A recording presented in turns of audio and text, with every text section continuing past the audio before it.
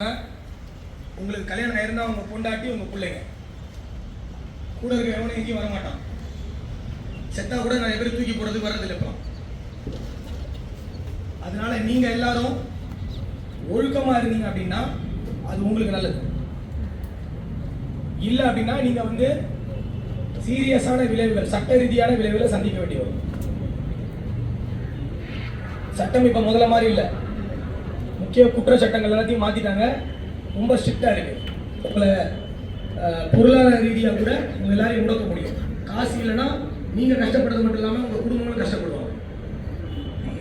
ரெண்டாவது, சமூகத்துல அமைதி நிலவணும். அமைதி நிலவுனா இந்த குடிச்சிட்டு போய் பக்கத்து தெருவில் சண்டை போடுறது, இல்லை அவன் தெருவில் அந்த பைக் ஓட்டிட்டு போய் இடிக்கிறது, அங்கே அடிச்சுக்கிறது, வெட்டிக்கிறது, இந்த ஜல்லிக்கட்டில் பிரச்சனை பண்ணுறது, கோயில் திருவிழாவில் பிரச்சனை பண்ணுறது, ஆடல் பாடலில் பிரச்சனை பண்ணுறது, இல்லை சாயங்காலம் ஒன்றா உட்காந்து குடிக்கிற இடத்துல பிரச்சனை, இந்த மாதிரிலாம் பண்ணிட்டு இருந்தீங்க அப்படின்னா நீங்கள் யாரும் நிம்மதியாக இருக்க முடியாது.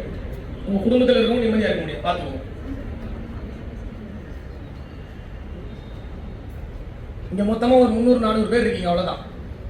திருச்சி மாவட்டத்தோட தொகை பார்த்தீங்கன்னா, ஜனத்தொகைன்னு பார்த்தீங்கன்னா 30 லட்சம் தொடுது. நீங்கள் 300, 350, 400 பேர்னால 30 லட்சம் மக்கள் வந்து நிம்மதியாக இருக்க முடியாமல் இருக்க முடியாது. இந்த 300ங்கிறது ஒரு நம்பரே கிடையாது. ஜெயிலில் போனால் ஜெயில் வாழ்க்கை ஃபுல்லாக போயிடும். பிளே ஸ்டோர் மற்றும் ஆப் ஸ்டோரில் இருந்து பாலிமர் செயலியை QR கோடு மூலம் பதிவிறக்கம் செய்யுங்கள். செய்திகளை உடனுக்குடன் பெறுங்கள்.